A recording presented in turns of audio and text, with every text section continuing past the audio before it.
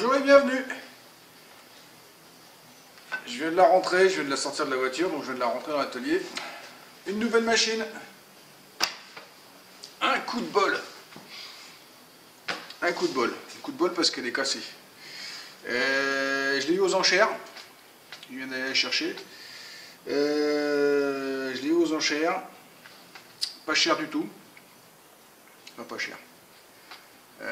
Ouais, je voulais vous le dire, je l'ai acheté 40 €, si avec les frais ça fait 48. Donc 48 balles parce que c'était pour pièces cassées. Donc personne n'en a voulu, tant mieux, moi si. C'est exactement ce que je cherchais, une scie verticale. Hop. Une scie verticale, hop. C'est manifestement une machine qui est tombée.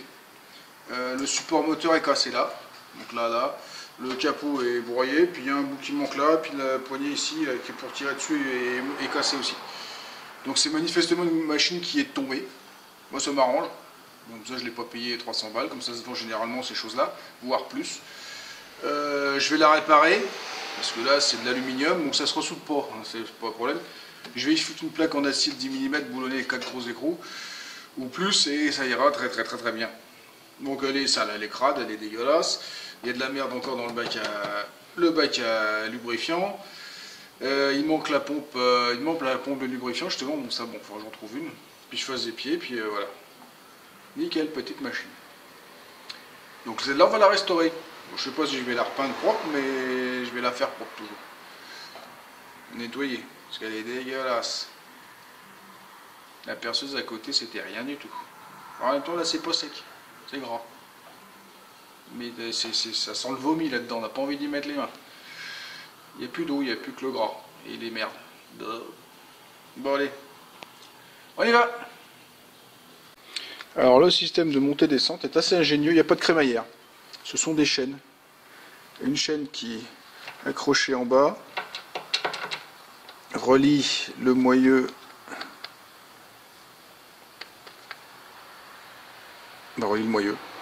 au bâti, et une chaîne en haut qui de la même façon qui s'enroule. Et quand on veut descendre, et la poignée ici, on tire, et la gravité fait que, hop, on va peut-être retendre celle du bas, mais voilà, pour remonter c'est pareil, ça s'enroule.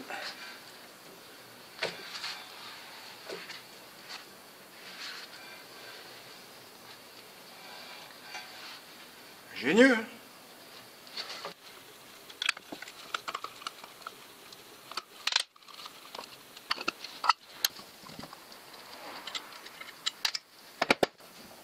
J'ai trouvé ça va là. Un peu d'interrupteur.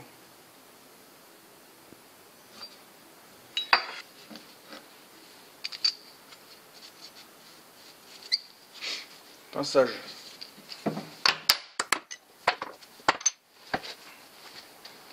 Magic WD-40. Vraiment c'est censé tourner tout seul. Ah bah ça tourne tout seul maintenant.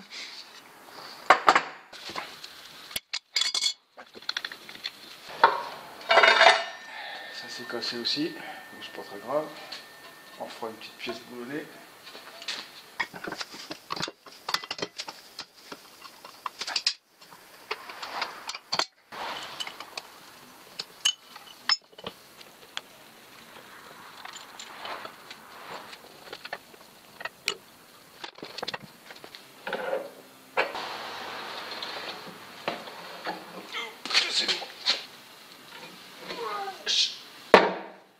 C'est lourd ça.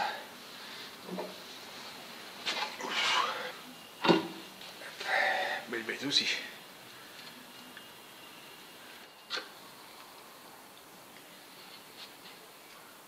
Il y a un truc dans le fond.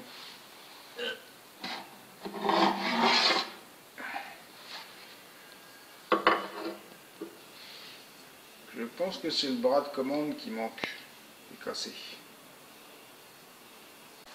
Bon, c'est effectivement l'axe de commande et on voit bien il est cassé. Comme ce qui est cassé là-haut dans le cylindre. Bon, il faudra remettre une boule. Puis ça va le faire.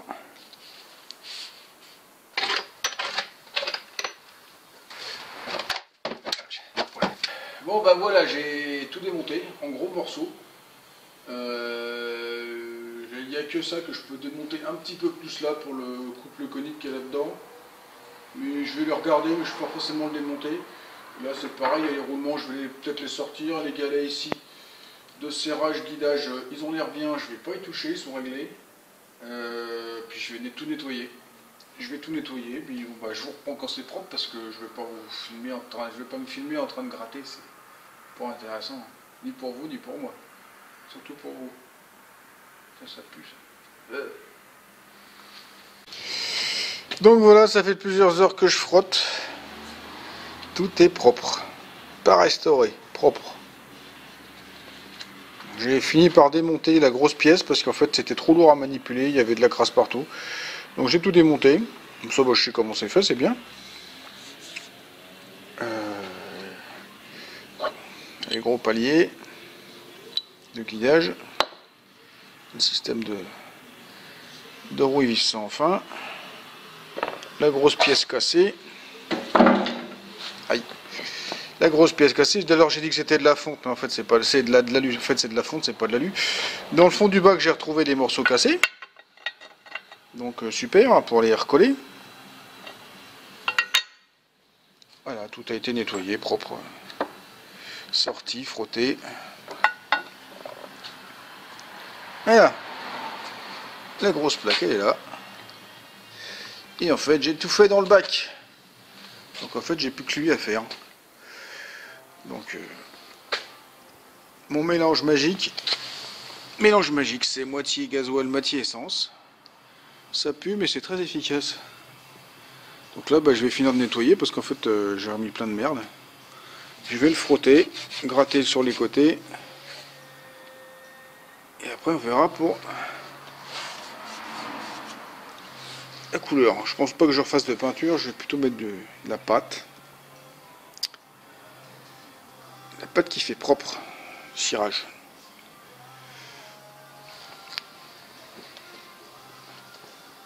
Voilà. Donc on va passer les axes dans le tour pour les toiler, légèrement, parce qu'il n'y a pas besoin d'insister.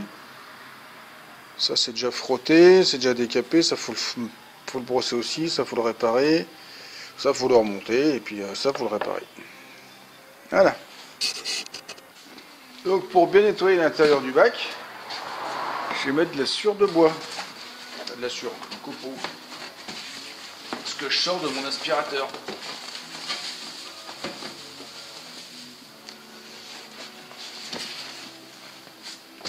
Ça fait des miracles.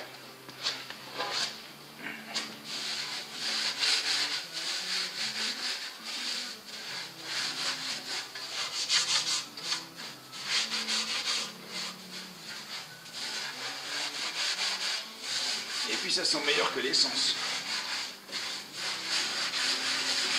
Voilà comment on récupère l'intérieur du bac. Complètement nickel. Dégraissé. Petit coup de soufflette après, puis c'est propre.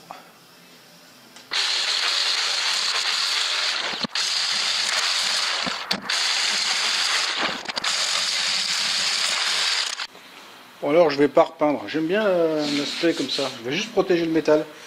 J'ai de la pâte zébracier. C'est une vieille pâte qui protège les aciers et les fontes. Normalement c'est pour les cuisinières à bois.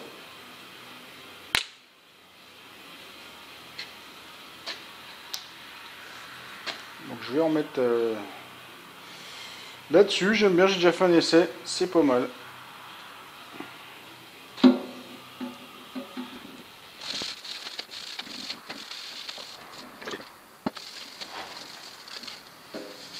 Ça c'est très bien, j'en ai déjà mis sur d'autres choses. Ça reste un peu gras. Bon, de temps en temps il faut en remettre, hein, c'est sûr.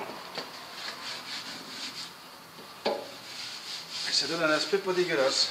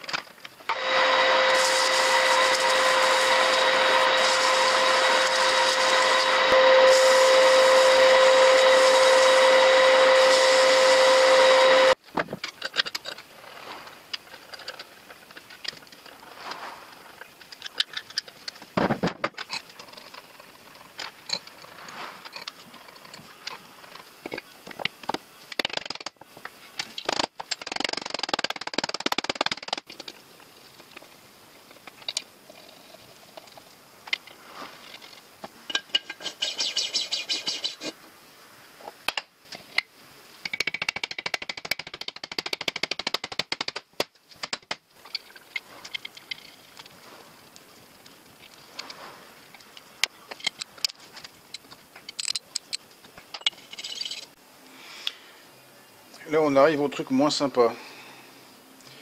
Donc c'est un roulement, ce sont des roulements coniques. Donc en fait pour rendre prisonnier l'axe, le roulement sur l'axe, en fait c'est des rentrées à force là. Bon, j'en ai un peu chié pour le sortir.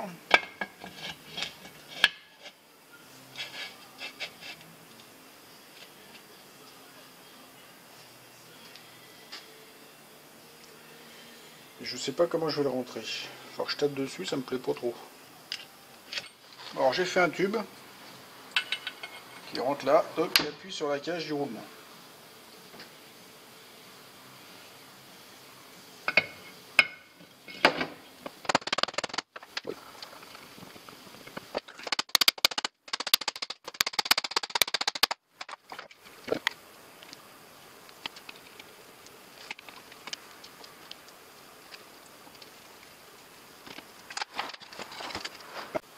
Donc là il y a une espèce de goupille qui se met en travers et qui sert de clavette. Donc après, ça c'est ce qui va régler la contrainte.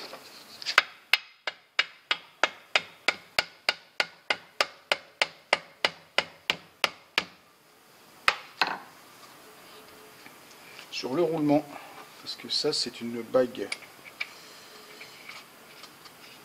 taraudée.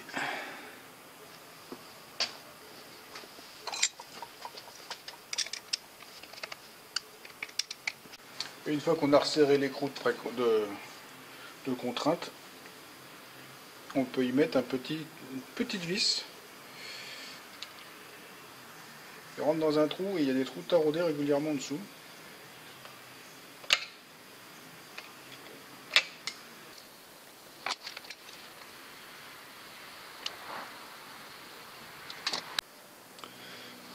Alors ça c'est la vis, roue et vis sans fin.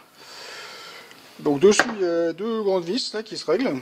C'est pour régler la contrainte, pour régler le jeu entre la vis et la roue.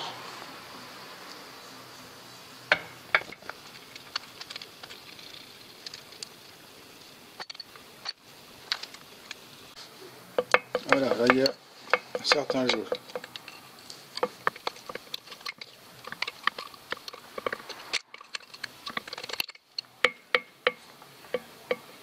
Alors on va laisser ça de jeu, ça suffira bien. Voilà.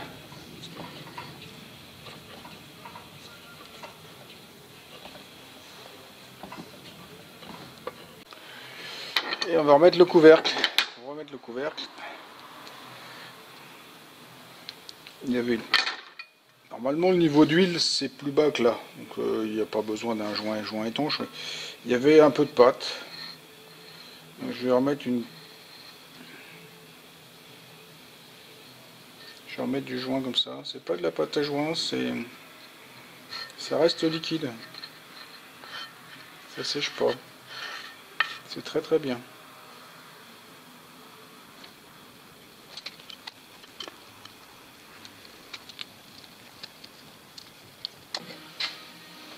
Avant on met de l'huile, plein d'huile.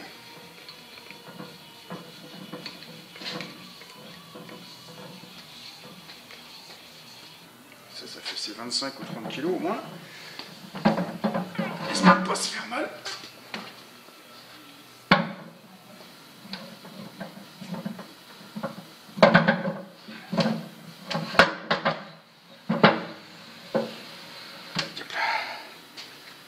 Ouhou. Je vais quand même essayer de la mettre à peu près parallèle au bâti.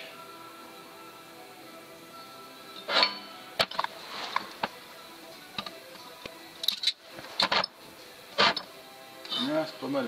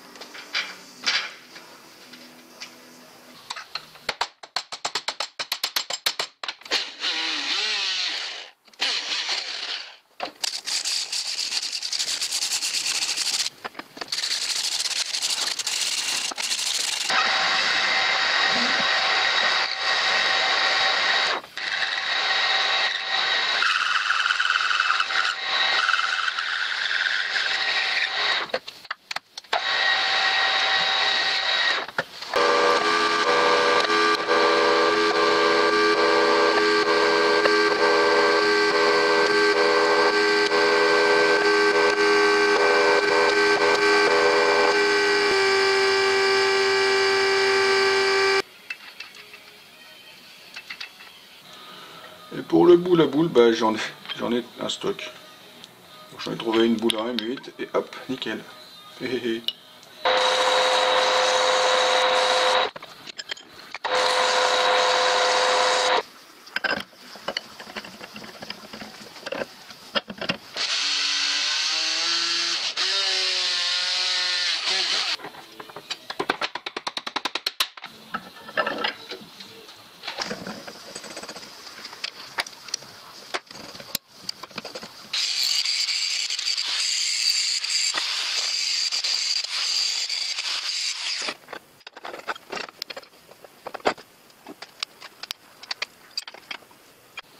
Bon alors je ne suis pas du tout un expert de la fonte. Là vous allez pouvoir critiquer parce que j'en ai fait très peu.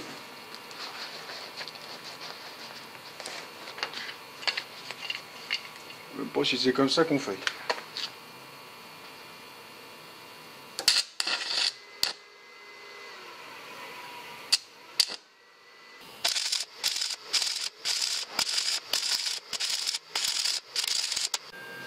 Alors ça donne ça. Aucune idée de savoir si c'est bien soudé ou pas. Je vais le laisser comme ça et puis sur l'autre côté. Voilà, j'ai tout soudé. J'ai soudé là, recto verso. Donc en fait j'ai enlevé la bride pour finir de souder entre les deux. Puis je l'ai remise pour que ça refroidisse et que ça casse pas. J'ai ressoudé ici. Toc toc toc. Pareil, recto verso. Et pendant que j'étais en train de souder, ça s'est refondu là, pof. Alors peut-être que cette pièce là avait une fragilité du fait qu'elle avait eu un choc. Maintenant je sais qu'il faut que je laisse refroidir doucement, donc on va laisser refroidir ça doucement. Voilà.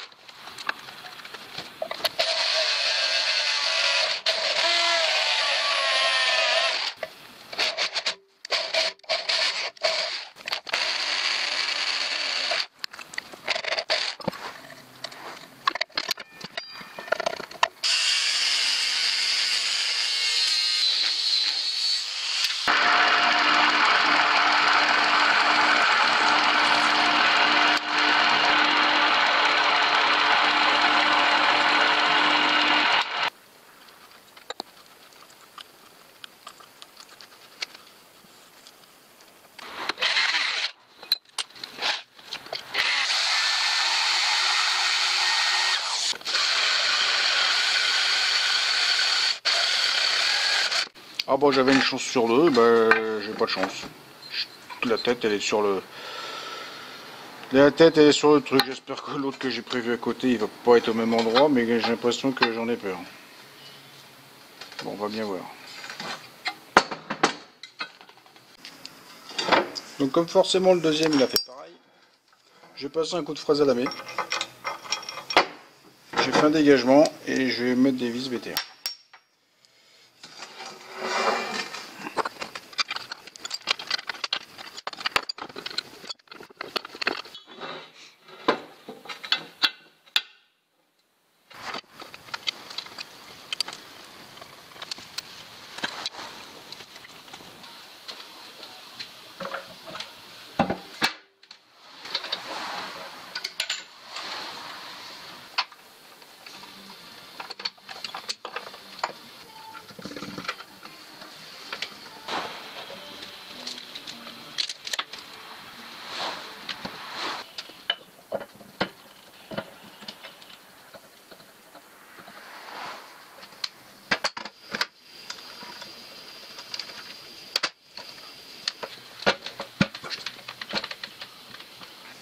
Voilà, il s'était foutu en porte-à-faux. Avait pas à descendre, j'ai coupé la caméra et j'ai bidouillé, puis il est descendu d'un coup. Donc c'est pas filmé, c'est pas grave, c'est descendu.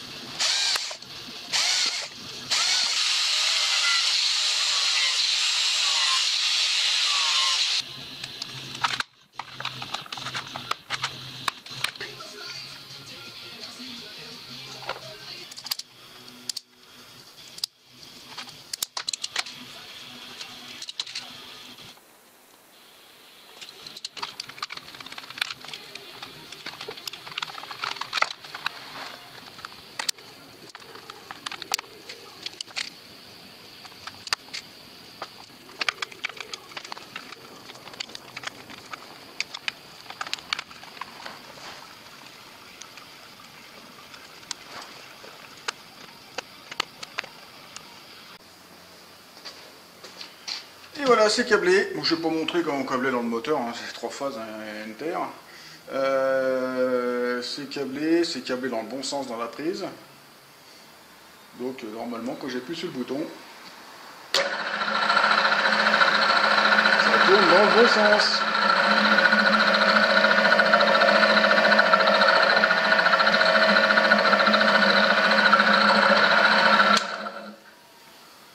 Bon, maintenant il va me manquer une pompe pour arroser.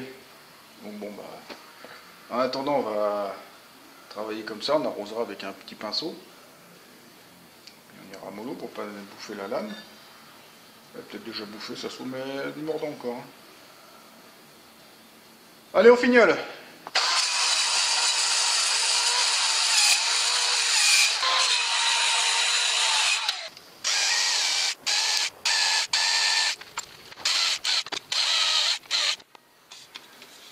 Pas cassé.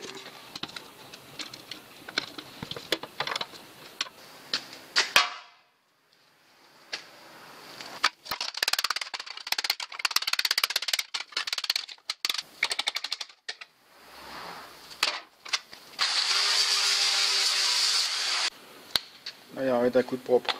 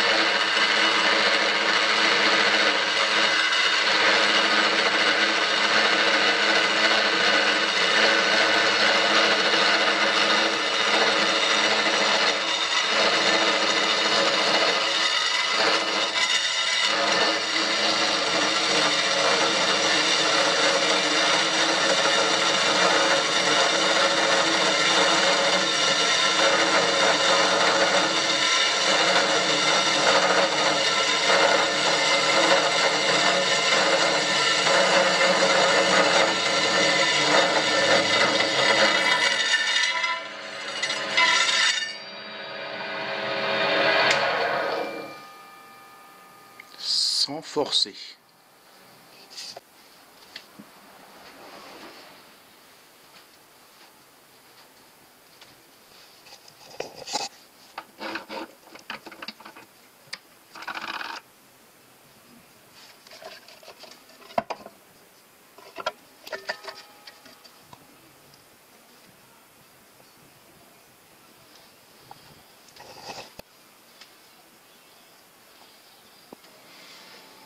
Hop et hop, voilà, c'est terminé. terminée pour la machine en elle-même. Elle est fonctionnelle, mais pas terminée.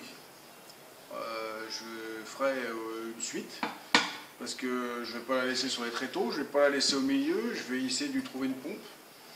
Donc il faut que je lui fasse un joli socle à roulette ou je sais pas.